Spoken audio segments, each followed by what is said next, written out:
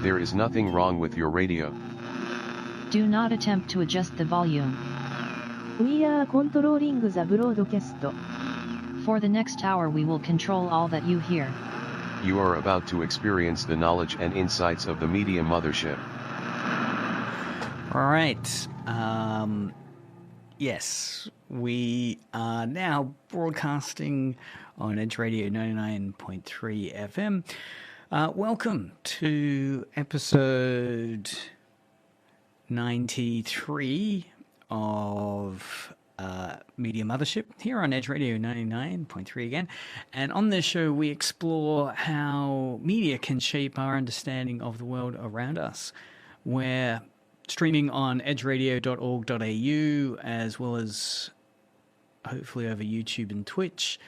You can find us just by searching Media Mothership. And we're also on the DAB. Message us in if you have any thoughts or points as we're exploring aspects of media culture today via the SMS line on 0488811707, or send us a message over, certainly Twitch. I believe Twitch is working. You can try YouTube. We should be streaming there as well, hopefully. Anyway, today's topic, we're going to be looking at some ways in which movies can frame reality. But first, we're going to look at some intriguing news articles, including one that came out recently with the popular movie Wicked. Gizmondo was reporting a week or two ago that the toy line, Mattel, accidentally X-rated the Wicked series, or movie, because of doll packaging. And now there's a lawsuit. So a parent is now suing the toy company after the URL for a porn website mistakenly appeared on packaging for Wicked dolls. So this, of course, is a huge epic fail from Mattel, where on the box for dolls linked to the Wicked movie, which of course is the retelling of, or kind of prequel, I guess, to Wizard of Oz, dolls that were being released, coinciding with that, based on the lead actors and entities from that movie. Anyway, on the box there was a URL, but unfortunately the URL for Wicked that they put on there was actually for an adult entertainment website rather than the movie's official landing page. And now a parent has sued. So what had happened was the box for the dolls used wicked.com rather than wickedmovie.com. And a complete failure, I guess, of double-checking the copy there when it got released. So there's a comment here that's from Variety. So to read from the Variety magazine, there's a quote here saying, according to court documents, a South Carolina resident is launching a class action lawsuit after purchasing the toy for her young daughter, who visited the X-rated website that had nothing to do with the Wicked doll. So the Variety trade paper goes on to say the plaintiff alleges that Mattel didn't offer a refund and believes she and her child suffered emotional distress from the misprint. There we go. Another intriguing bit of news coming out around some video game studies. This one's from GameSpot.com. The headline is, gamers may spend more time watching games than playing them.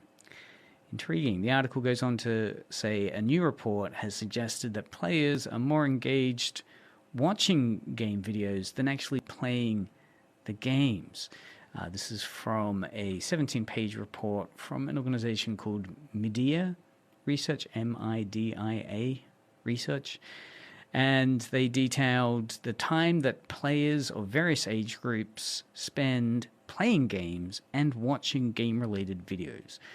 The article goes on to say that the consumer survey was conducted in the second quarter of 2024, so pretty recently, and featured responses from players in the United States, the United Kingdom, Australia, Canada, Germany, France, Sweden, South Korea, and Brazil. According to the report, the total average time that players devote to playing video games is approximately just under 16 hours a week total.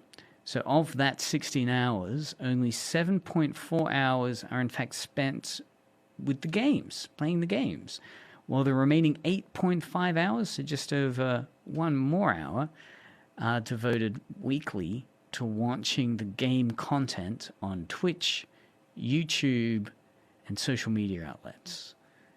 So that's fascinating, that watching various, I guess, Let's Plays, React videos, or discussions of video games. This bit of research indicated that more people are spending more time watching those video game discussion pieces than the actual video games. Feel free to add Media Mothership to that list of watching content, talking about games rather than playing games. So let's jump onto that fun little bandwagon. Now what I'd like to do is explore some points around cinema. And the reason why I was so interested in looking at cinema was recently I finally got around to watching Deadpool and Wolverine, the superhero movie, tongue-in-cheek, with Hugh Jackman and Ryan Reynolds, of course. And there was one scene in it in particular which I found really amusing because of how it deliberately played with expectations and then didn't fulfill that expectation or reinvented it. So the scene I'm speaking about, and again, there will be some spoilers in the discussion of movies on today's program, so listener beware. But most of the movies we're going to be discussing are quite old. And for the Deadpool and Wolverine movie, the scene involves a superhero character that kind of then gets killed through Deadpool's kind of betrayal in a really amusing fashion. So again, what that set up in my mind was how effective it can be in reversing expectations, where you have a turning point in a film or a movie, book, anything you're reading, any bit of fiction you're engaging with, where the dialogue, action, characters suddenly take a turn, right? They reverse the direction you expected them to go in, and it can be very entertaining when it's done well. So I want to dive into this idea. There's a really fascinating book called The Craft of Scene Writing by Jim Mercurio, who unpacks this idea of the reverse. So we'll set up some of his ideas first, then we'll play some clips he discusses, as well as some other movies that I think nicely capture this idea of why this concept of the reverse is really useful to understanding how some cinema works, how some storytelling works really well, and other storytelling kind of falls over. The essence of surprise. Surprises in the climax of a scene or story go by various names. These include plot twist, turning point, plot point, event, and several others. Of all the terms, my favorite is reversal, because it calls attention to the shape of the buildup and eventual surprise. In terms of structure itself, a well-choreographed surprise in a light comedy will look exactly like the twist in a prestigious and stuffy Oscar-bait drama. A reversal in a sentence of action description will work just like the twist in your screenplay that hurdles your story into the final act and toward the showdown. It's not enough to veer sharply. The story must move full speed from one direction to an opposite one. A powerful scene from LA Confidential shows how this principle creates a strong turning point and a crisp reversal. In the film, the antagonist, Dudley Smith, James Cromwell, shows Bud White, Russell Crowe, a picture intended to spark his violent temper. All right, so we'll pause it there. Well, let's listen to this scene. So, of course, LA Confidential, a great little hard-boiled cop drama set in the interwar period, I want to say 30s, 40s. And Russell Crowe is playing off against a character who is about to head into conflict. So the setup for this scene is that this one cop played by Russell Crowe is going to fight and probably kill another cop played by Guy Pearce. So that's the direction it's going in. And again, the concept of reversal here is how that scene then shifts. So our expectation is this character is going to get killed. Taylor makes a good point here on the chat here in the studio, saying if it's a hard-boiled cop, is there a soft-boiled cop? I don't know. I think anything aimed probably for an audience PG and under would probably be soft-boiled. Well, we will be having a clip from Casablanca, which is aimed at PG. I'd still say aspects of that as hard-boiled. Anyway, let's listen now to this scene from LA Confidential where the character Bud White, played by Russell Crowe, fights Ed Exley, played here by Guy Pearce.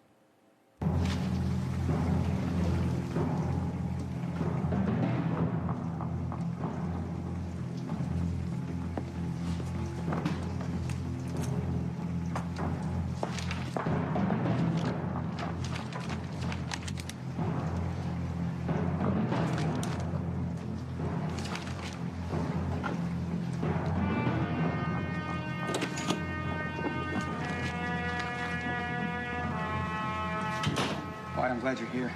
I need you to see this.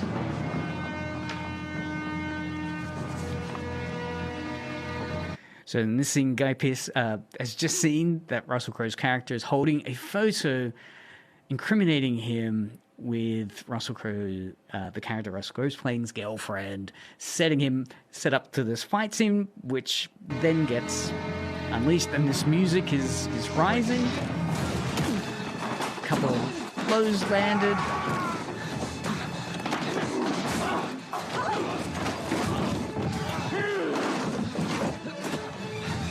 So, of course, our expectation while we're watching this scene is that Guy Pearce's character is going to die, right? Russell Crowe is laying into him, and who will die? He killed Jack. He wants you to kill me. He showed you the photo, didn't he? Didn't he? So Guy Pearce's character is trying to convince Russell Crowe that it's a setup, that he's being played.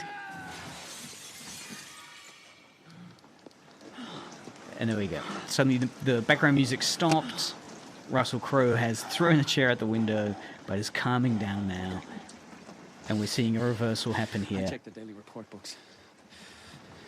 Dudley, Buzz Meeks, and Stensland go way back. I know Stensland lied to me. All right, so there we have this reversal, this moment where the audience's anxiety and fears that a good cop, Guy Pearce, is about to be killed by kind of shady bad cop Russell Crowe aren't fulfilled, but instead we have this twist where we realize that Russell Crowe's character is being played with the expectation he'll kill Guy Pearce. So let's hear now how Mercurio then unpacks this scene. Fellow officer Ed Exley, Guy Pearce, sleeping with White's girlfriend, Lynn Bracken, Kim Basinger. Predictably, White finds Exley, intending to hurt and possibly even kill him. Like any good bad guy, Smith manipulates White's character flaw, his demonstrated habit of committing impulsive acts of violence. When White finds Exley at the precinct working on the case, he begins to pummel him. The shots are fairly tight. The use of long lenses on a handheld camera, quick cuts, and an intense sound design create a chaotic look and feel. In a few brief lulls, Exley urges him to think, but the action continues, and the scene culminates with a dramatic finale. White picks up a chair and holds it above Exley. His choice is clear.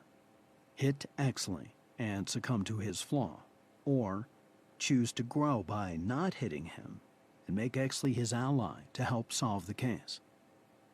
Instead of slamming the chair down, he hurls it across the room through a closed window. In the literal split second that White makes his decision, the following elements abruptly change. Focal length of the lens, long to short. Proximity of subject, close-up to long shot. Duration of shot, short to long. Sound, frenetic to quiet. Music, present to absent. Steadiness of camera, handheld to locked down. And depth of focus, shallow to deep. The blocking of the actor is also new. He stands still and faces away from us, in an emotional respite or disengagement. Rather than taking this as an encouragement to over-direct on the page, you should see how all of these artisans, editors, composer, sound designers, cinematographers, and actors are using the same storytelling principles. The director synchronizes these crafts to accentuate the heart of the scene and deliver the intended emotional impact. Every creative choice that contributed to the idea of violence, chaos, mindlessness, and loss of control suddenly reverses course to nonviolence, order, thinking, and control. So it's a nice idea there that Mercurio is setting up around this idea of how reversal works in terms of everything to do with that scene.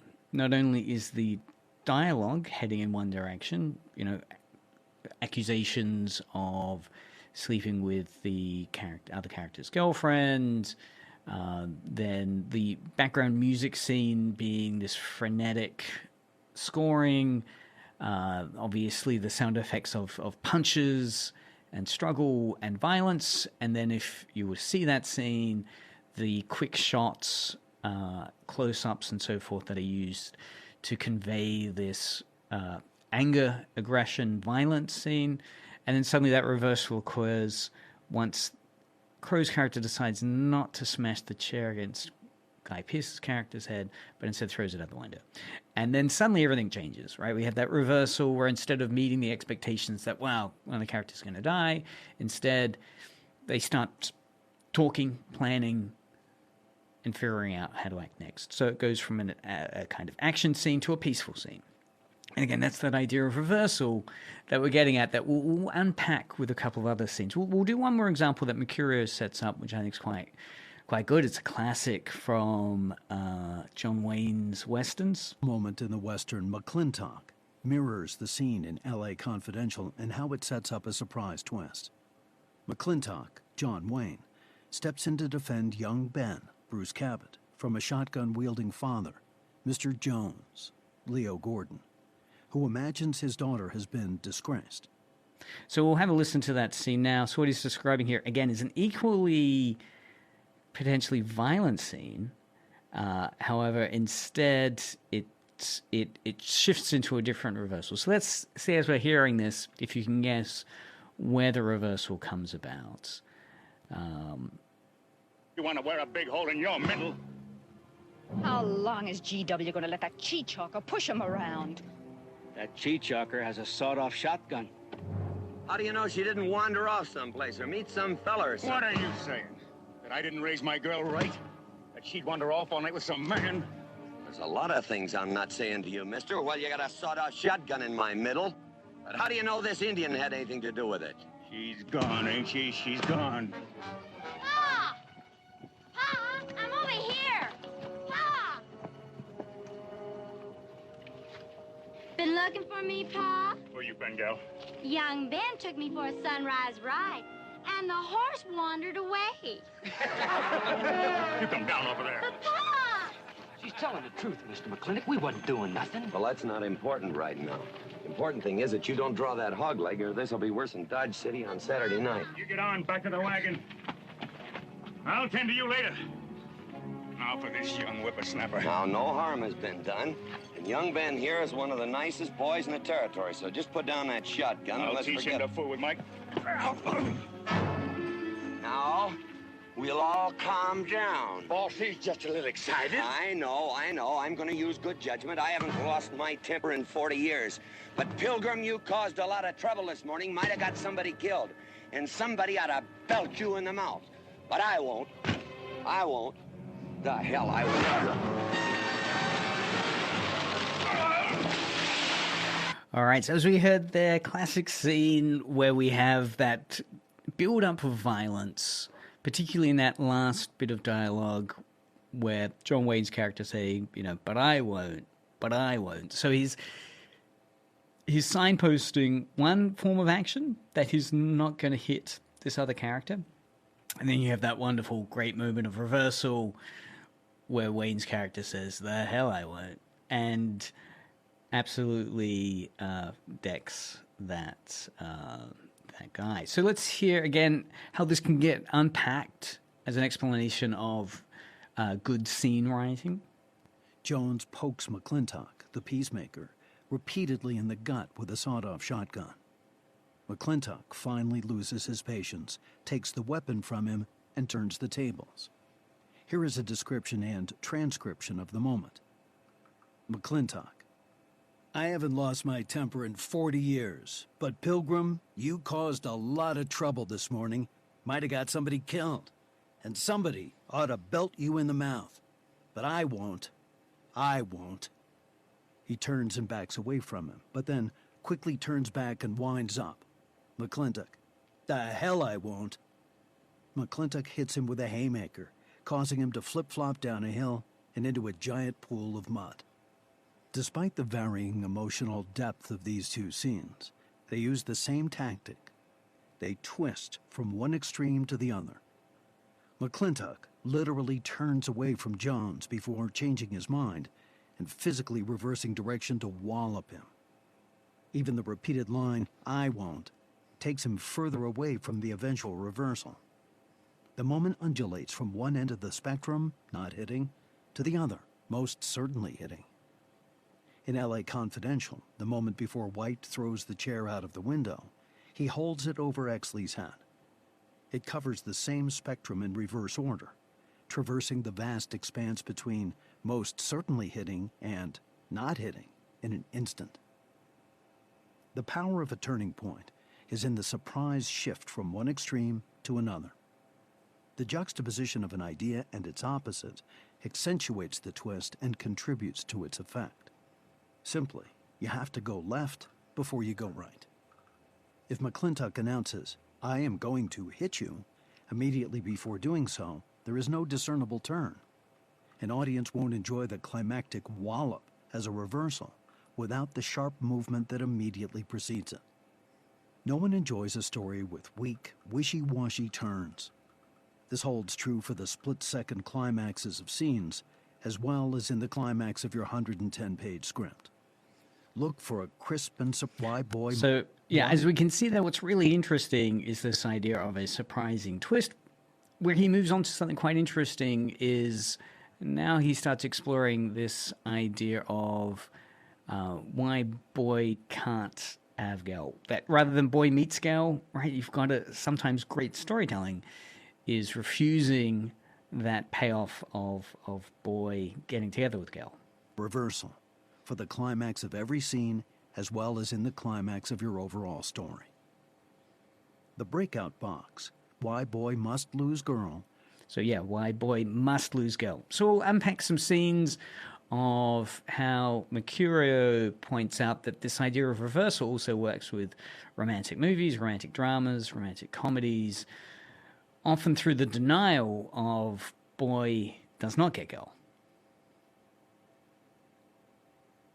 So the example we'll have a listen to here is from one movie from Man Up, where we have the main character who, through a mistake, meets the wrong girl. So it's a blind date, but mistakenly thinks the wrong girl is there waiting for him. So again, it's this setup around the idea of boy meets girl, but instead the meeting is with the wrong person. And again, that sets up certain expectations of how that might pay off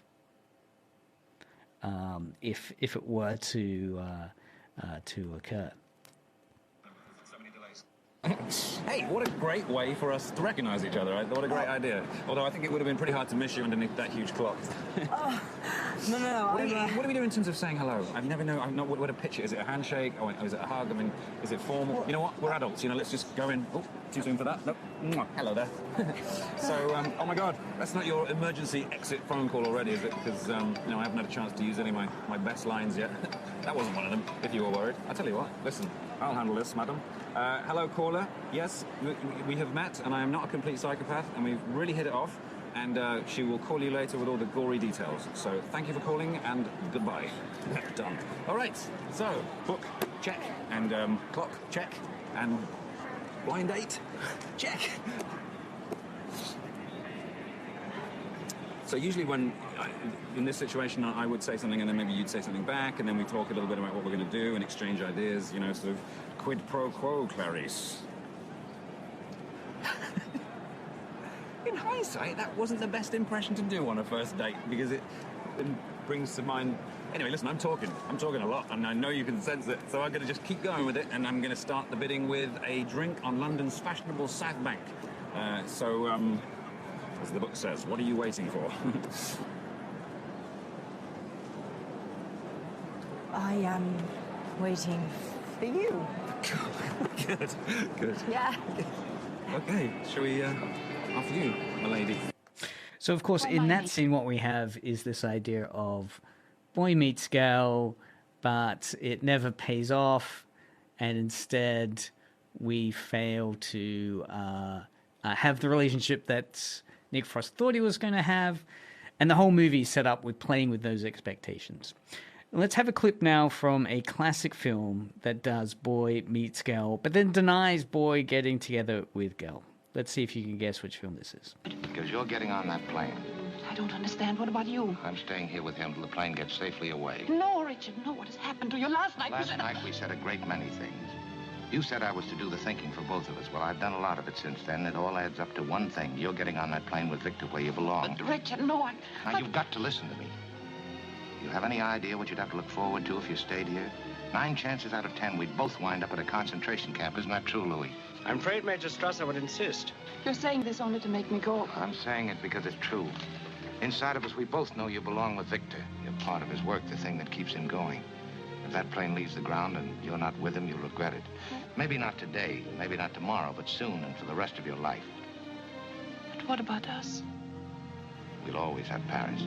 We didn't have, we lost it until you came to Casablanca. We got it back last night. When I said I would never leave you. And you never will. But I've got a job to do, too. Where I'm going, you can't follow. What I've got to do, you can't be any part of. Ilsa, I'm no good at being noble, but it doesn't take much to see that the problems of 3 little people don't amount to a hill of beans in this crazy world. Someday you'll understand that. Now. Here's looking at you, kid.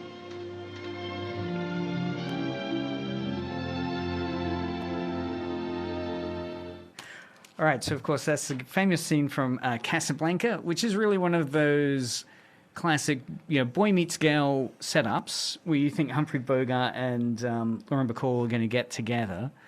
But then at the end, the film denies that, and it's boy doesn't get girl. And instead, Humphrey Bogart sends Lauren Bacall's character off to be with her husband. So boy gets depression. Well, he gets I wouldn't say Humphrey Bogart. I mean, there are scenes in there where he's certainly depressed. Well, let's actually, the next scene, I think, takes that logic to its fullest. So we'll see if, I won't say what it is, but it's another one of this boy meets girl, and you think boy is going to be with girl forever, and the last act is No, boy does not get killed. Oh, I know what this is. Oh, okay. Well, Yep. don't spoil it. Wallace and Gromit, Curse of the Were-Rabbit. So close. It's not claymation, so I should have narrowed that down. That's true. Most of your guesses are claymation. Yes, here we go. We'll play this film, and again, it's the final act in this film, or it's the final. It's Act 3 of the film, where we're realizing, oh my God, boy's not going to get girl. Jack. Do you know what it is? Jack. Jack. Character? Curse of the Were-Rabbit. So, Titanic. Oh, well, you nailed it. It is indeed Titanic. Here we are in the famous final scene where, what's the actress that played this role? Jack. No. Anyway, yeah, the love interest is on the door or whatever it is, the bit of wood, Mm-hmm. and Jack has sacrificed himself, DiCaprio's character, by wading in the water. Yeah. Holding onto it. And of course... Well, not wading in the water, because otherwise they could have just stood up. I guess he's suspended in the water. Yeah. Are you still wading if you're wading in the water? Like, you don't need to be standing to be wading, do you? Anyway, that's a tangent. Sculling in the water. Sculling.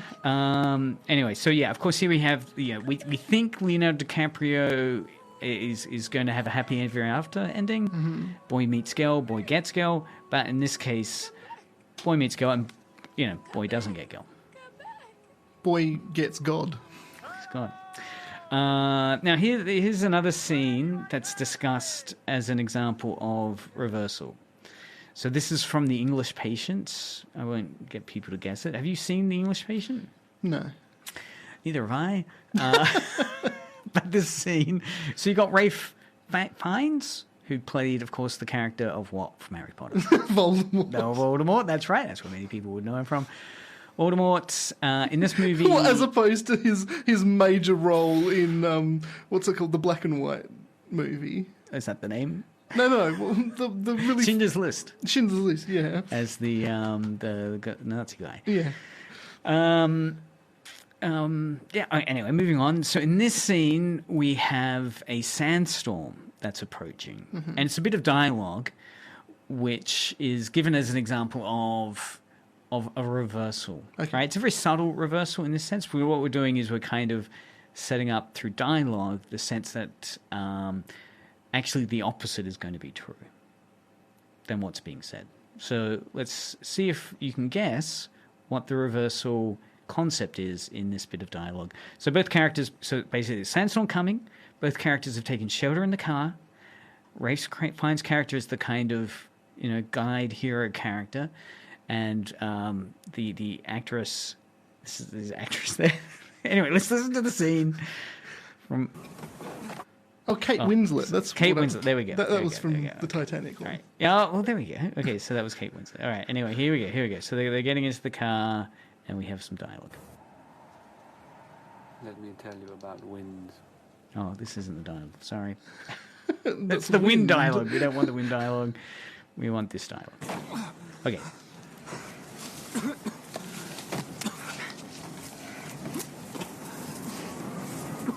This is not very good, is it? No.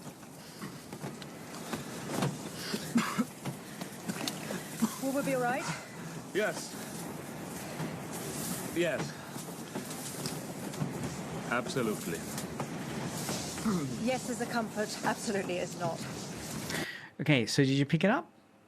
The sense of reversal that's there? No, and then absolutely. Well, yes, he starts off by saying no, but then he realizes he needs to provide comfort. You could, as the scriptwriter, you could say, okay.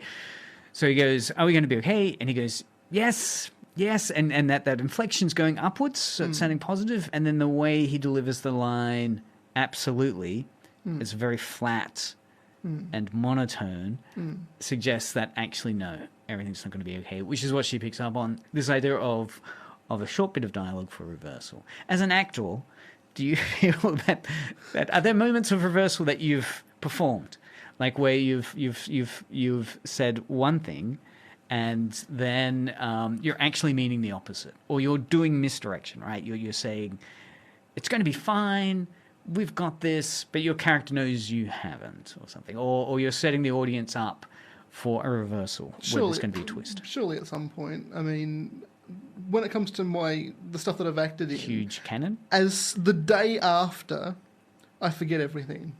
Really? So you kind of blanked on being like a detective character? Yeah, I was a detective character. That character would be involved in a lot of sleuthing and build-up and tension and red herrings. But also comedy. Well, yeah. Comic relief. Which is also about misdirection. Yeah. Well, okay, we'll listen to some other performances. Yeah. Here's a famous scene, and again, this is a misdirection scene, well, not misdirection, sorry. This is just a reversal scene. Many people consider this probably one of the most famous reversal scenes, where up until this point, people in the cinema thought, oh, this is this type of character, and then you realize, oh no, this fight is about something else. Is it The Prestige? Oh, that is a great example, though. That is a great example. I mean, we will talk about that now, because you've raised it. Yeah. The Prestige is a fantastic... In terms of misdirection, I mean, the whole film's about misdirection. Yeah. You got Hugh Grant and Batman. The guy that played Batman. Isn't the other actor that's in it? Bale. Christian Bale. Was it Hugh Grant? Hugh Grant, this was not what I said. Hugh Grant and Christian Bale. I thought it was the Australian fellow. Hugh Grant is an Australian fellow. And Christian Bale is the other, isn't it? Because like then Hugh Grant's not Australian; he's British. Very. Oh, sorry, no, Hugh Grant. The Wolverine actor. Yeah, that's the one. Yeah. Starts with a H. Yeah, Hugh somebody. Hugo Weaving. No. Yeah.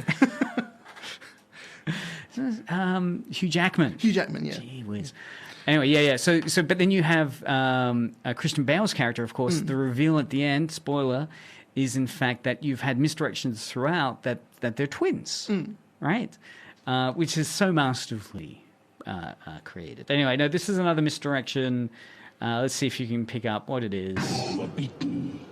It is useless to resist. It's not Wallace. Don't let yourself be destroyed. Wally. It's not Wally. All right. And you know the misdirection for this, of course, is the famous line.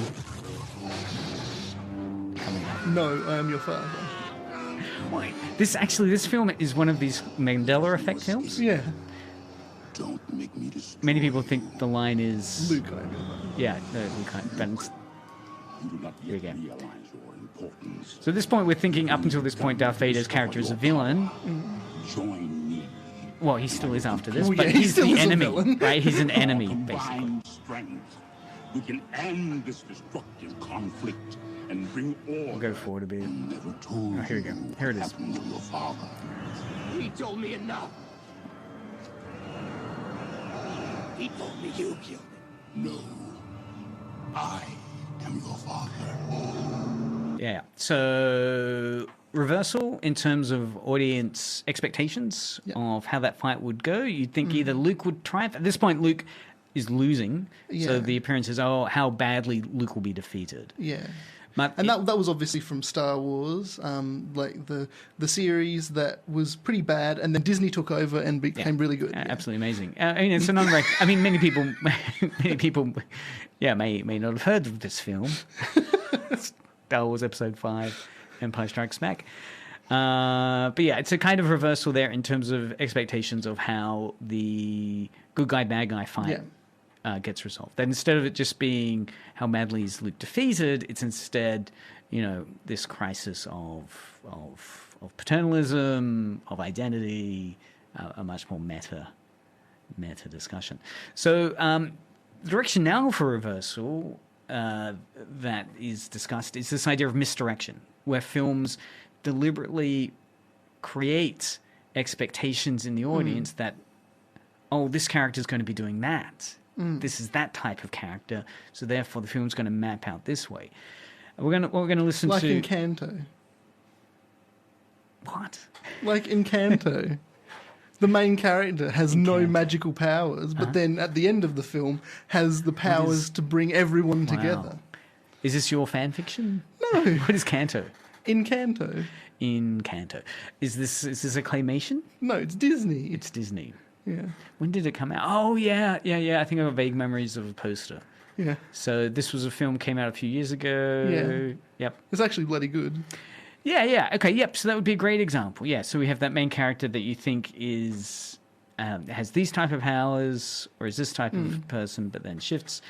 All right, well, here's one that's considered quite famous in terms of, a character that gets established in Act 1 that you think is going to be the main character, and then ends up not being the main character. Is this something to do with, like, Game of Thrones or something? No, Game of Thrones is a good example of another concept. So we will get back to that in the next 10 minutes that we've got on the show. So, do you know any of these sounds? Oh, no, I don't. Psycho? Great! You're doing really well in this. Psycho. This is the famous shower scene in Psycho. So here we are with Janet Leigh's character taking a shower, Act 1, Psycho.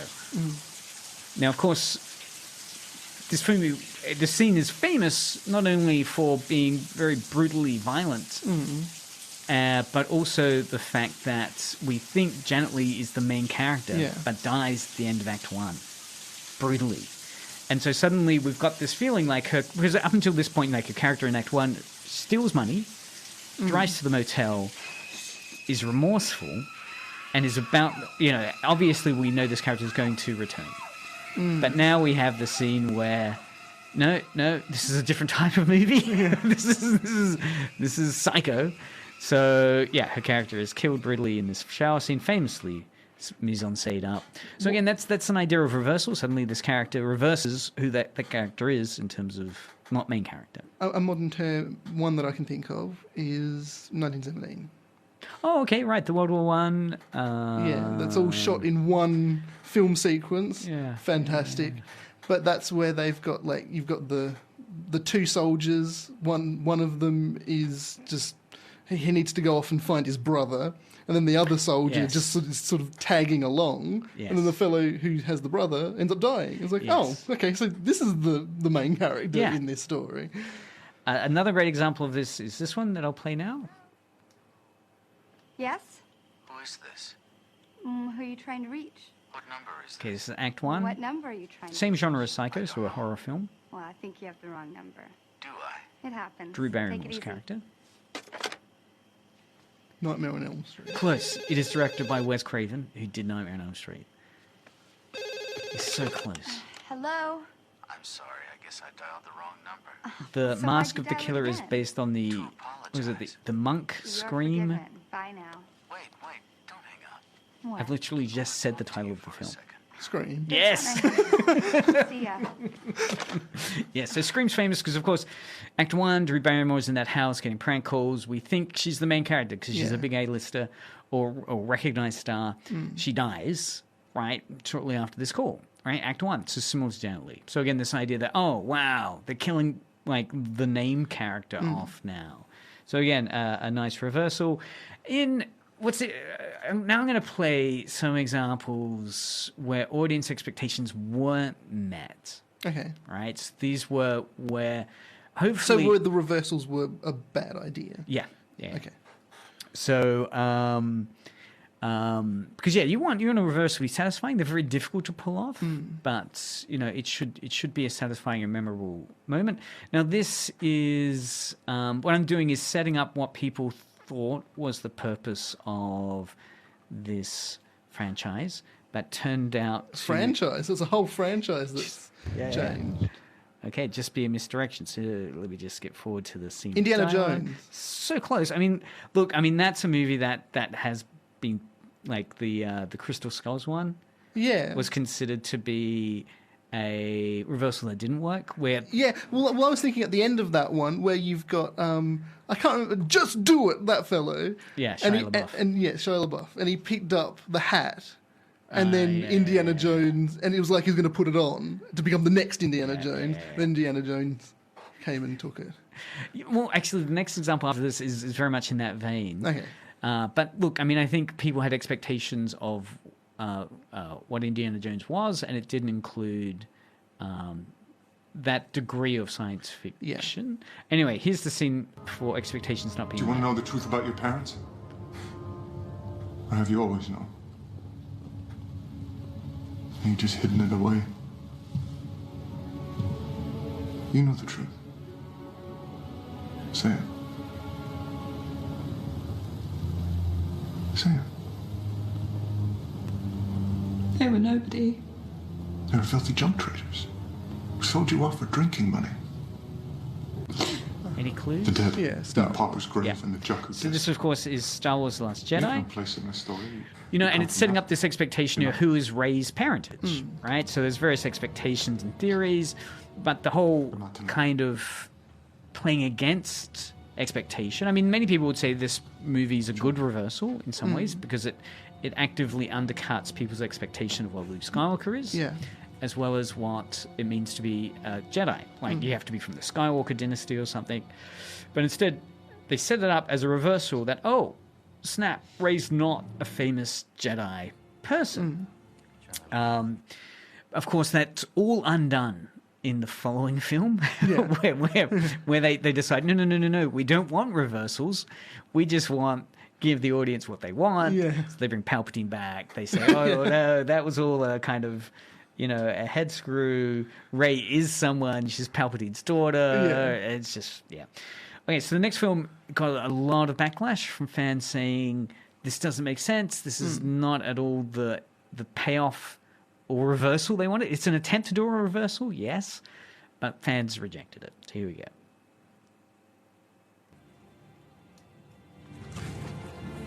You should use your full name. Hold on, here we go. I like that name. Oh, sorry, I'll bring it back. Oh, yeah. Try my legal name. You should use your full name. I like that name. Robin. Thanks. Why are we even worrying about the stabilization software? This entire autopilot system is completely obsolete. Robin. Please. Final act, superhero film. I assume something to do with Superman? Robin's not in Superman. Really? But close. Same universe, DC.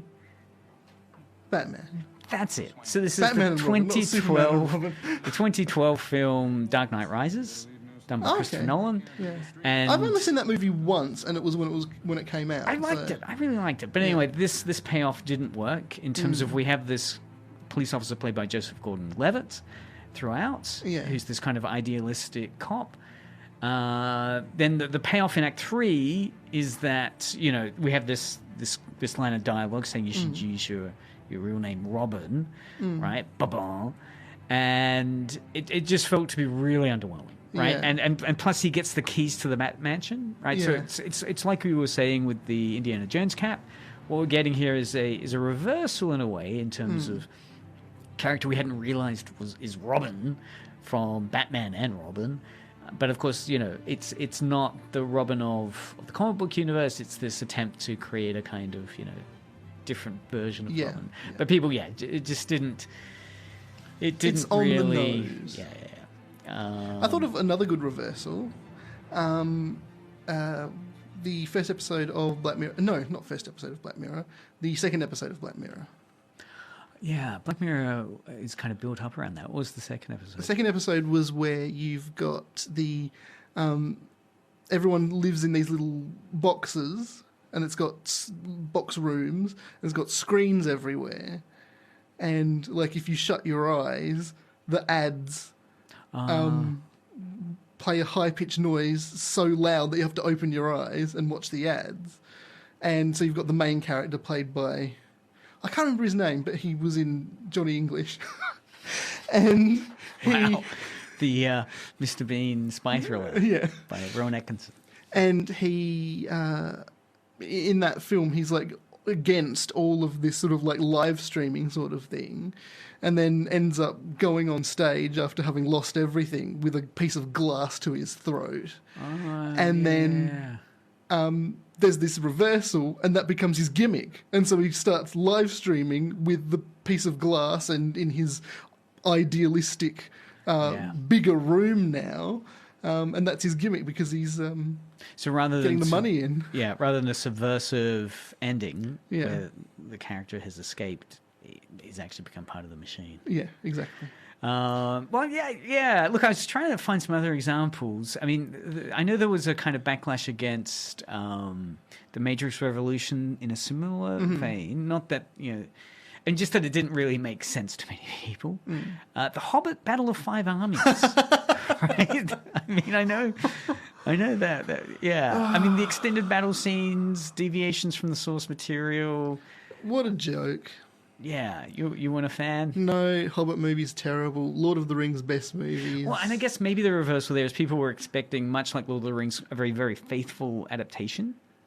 Yeah, right? Rather than and that's because they got Peter Jackson back in to do it, because Guillermo del Toro was actually originally going to do it, and he's the one that planned for it, and he had like 6 years of planning behind it, and then he decided, I'm going to leave, and then they said, oh my God, we need someone in here, because he did the Lord of the Rings so well, we'll get Peter Jackson in. And Peter Jackson's like, I don't know what the hell to do with this, but we've got to keep to the schedule, and made a pretty poor product.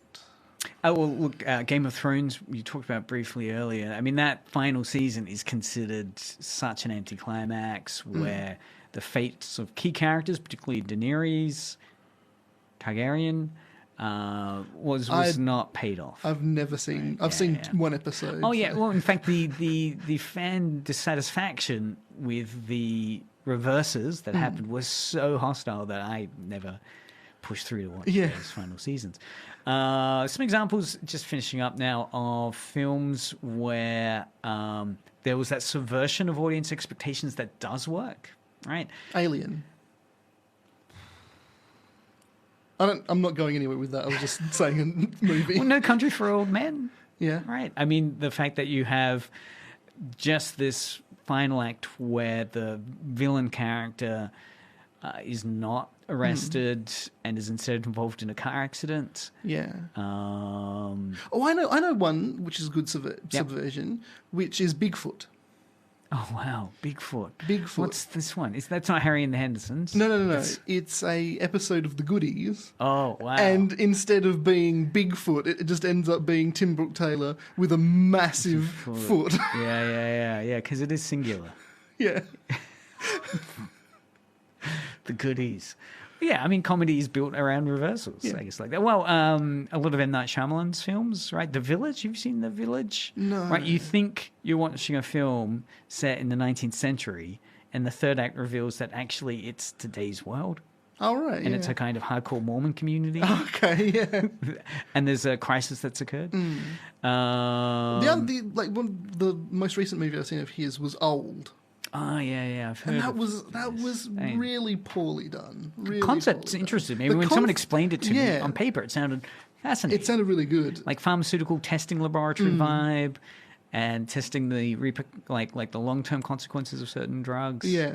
I mean, good concepts. So Great this concept, island, but yeah. Yeah. It was the acting, I think, that was mainly part of the ruin of that. Yeah. Cabin in the Woods. Have you seen that? Joss Whedon film? I have Very heard clever. about that, and I've heard that it's all like animatronic or something like that, or something. I mean, it's fantastic from my point of view because it has this fantastic premise where you think in the first act you're watching one type of film. Yeah, just by the numbers horror. I mean, it's Joss Whedon, so you know there's a meta engagement there, but then suddenly it takes this hard left turn. Which is what? Well, because I thought it was like a joke or something. No, well, it turns out that horror movies are real. That they're a way of the Earth to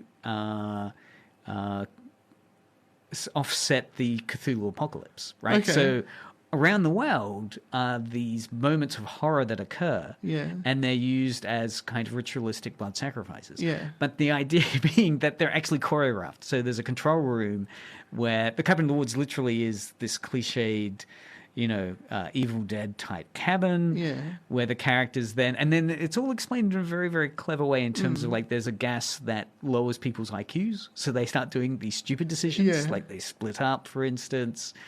So it's a really fun little meta commentary, also about why that final girl trope exists, what that role that has in this.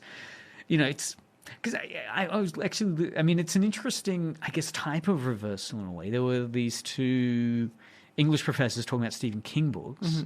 One of them was pointing out that to understand Stephen King books, you got to understand they operate by literalizing kind of moral panics. Mhm. So there's a moral panic that cars kill people. Well, what happens if a car literally killed someone? Yeah. A la Christine, right? A satanic, well, kind of demonic car. Yeah.